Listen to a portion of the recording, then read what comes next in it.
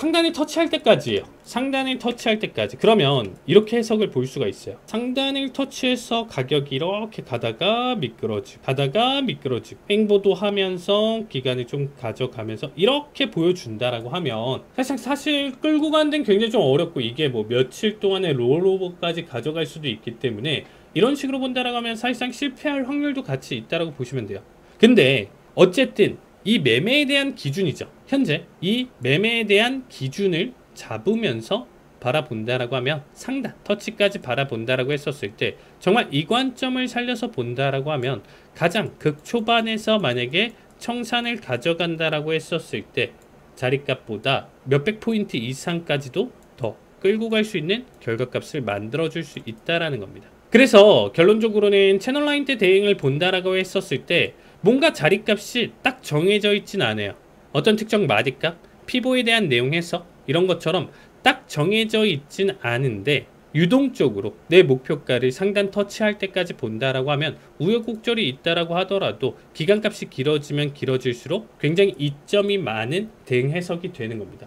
자, 지금 이탈을 한 시점과 더불어서 여기를 제외하고 본다라고 하면 얘는 굉장히 이쁘게 만들어지는 평행한 채널 라인대가 만들어진 거예요.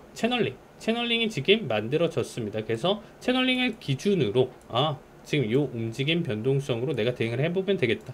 현실적으로 이 상단, 이 감각자리 값이 없다라고 하면 1차 내용만 본다라고 하더라도 이 변동성에 대한 지금 내용 자체는 충분히 의미를 두면서 바라볼 수 있는 내용 중에 하나입니다. 자, 그러면 결론적으로 이탈했었던 시점이 여기 대략적으로 이 구간 해석이고요.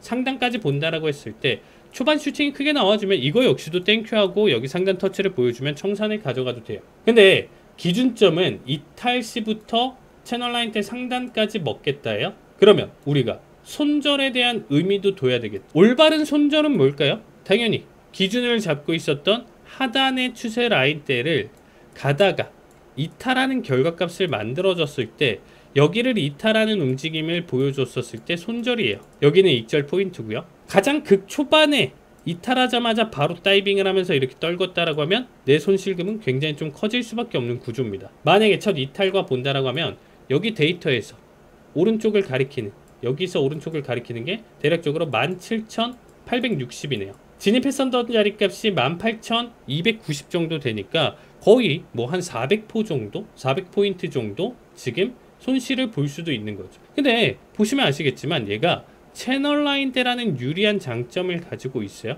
상승을 계속적으로 우상향을 보여준다라는 거예요. 하단 자리값도 시간과 데이터가 지나면 이 깨지는 자리값이 17,800 자리값에서 점점점 올라와서 어느 구간 때는 18,400 자리값이 될 수도 있다라는 거예요. 그래서 내가 진입했었던 자리값에서 어느 순간 기다리면 본절이 될 수도 있는 거고요. 여기에 대한 기간값이 길어지면 길어질수록 내가 오히려 손절이라고 생각했었던, 이탈을 하면서 매매 포인트가 깨지는 관점에서 본다라고 하면 굉장히 큰 수익으로도 바라볼 수가 있다라는 겁니다. 그러니까 우리가 단발적으로 10호, 20호 끌고 가는 내용, 정말 스캘핑 내용, 이런 내용 해석에선 맞진 않지만 우리가 주식이 됐던 선물을 조금 더 레버리지를 낮춰서 마이크로로 보신다라고 하면 조금 더 이러한 내용 자체를 견딜 수도 있겠죠. 상황에 따라서. 그렇기 때문에 상황에 따라서 이렇게 견디고 넘어가는 이러한 큰 그림, 흐름 자체를 가져가시는 분들 같은 경우는 채널 라인대를 이용을 해서 이탈 시점과 상단까지 내가 욕심을 부려보겠다. 하단을 이탈하기 전까지 데이터가 길어지면 길어질수록 최대한 또 끌고 가보겠다. 이렇게 연습을 해보신다라고 하면요. 단발적은 아니지만 한 번에 추세나 내용 자체 잘 담아둘 수 있고 여기서 큰 수익을 챙길 수 있는 가장 좋은 매매 관점 해석이다라고 보시면 될 것 같습니다. 자, 그러면 사실상 이런 거예요. 이렇게 채널 라인대가 만들어진다라고 했었을 때 꼭 상단을 터치했다라고 해서 지금 현재 하락을 가져가는 거는 사실상 또 역으로 위험합니다. 근데 기준점은 그 안에서 박스를 치는 개념과 똑같이 바라볼 수 있기 때문에 여기서는 그러면 매도를 봐도 되지 않냐, 이렇게 해석을 보실 수가 있어요. 그러면 여기까지 올라왔다가 여기서 매도 치고 여기서 다시 매수하고 이런 식의 반복이다 라고 생각하실 수 있는데 오히려 상승 채널 라인대에서는 매수를 바라보시는 게 좋고요.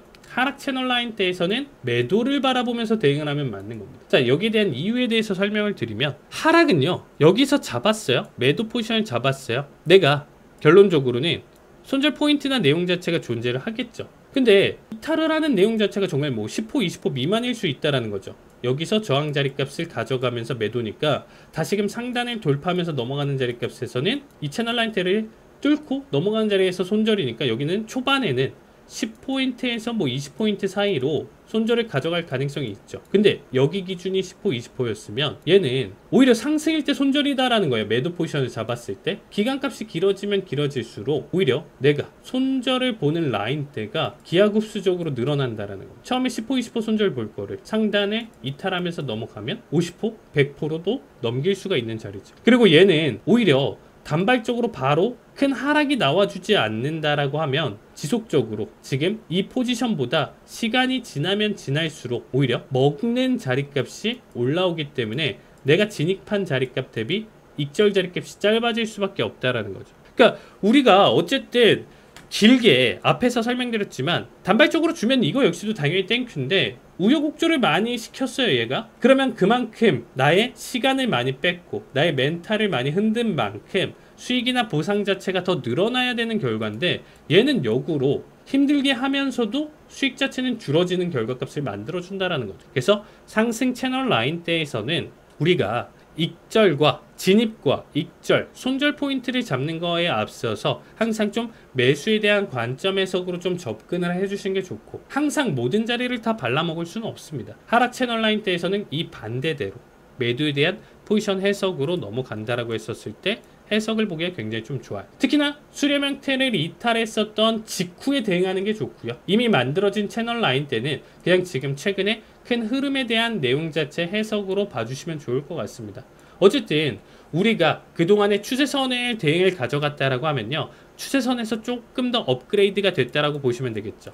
그동안에는 추세선에 대한 대응 해석이니까 내가 이렇게 해석을 봤었다라는 거예요. 앞에서 추세선이 만들어졌기 때문에 다음에 여기를 터치했을 때는 여기서 매수를 보겠다. 근데 채널 라인 때까지 지금처럼 그려진다라고 하면 내가 여기서 매수를 보는데, 내가 매수를 보는 관점 자체를 어디까지, 어느 흐름까지 보겠다. 이렇게 조금 더 나의 명확한 익절에 대한 개념 자체 기준이 만들어지는 거죠. 그래서 어느 순간에는 내가 좀 기계적인 진입과 손절 이런 부분들을 여러분들이 이런 식의 교육을 담아 두시면서 가져가시는 것을 추천드리면서, 오늘 추세선에 대한 활용편으로 수렴 형태 채널 라인대에 대해서 설명을 드렸습니다. 자, 오늘 교육은 여기까지 가져가고요. 수고하셨습니다. 다음 시간에 다시 뵙겠습니다. 감사합니다.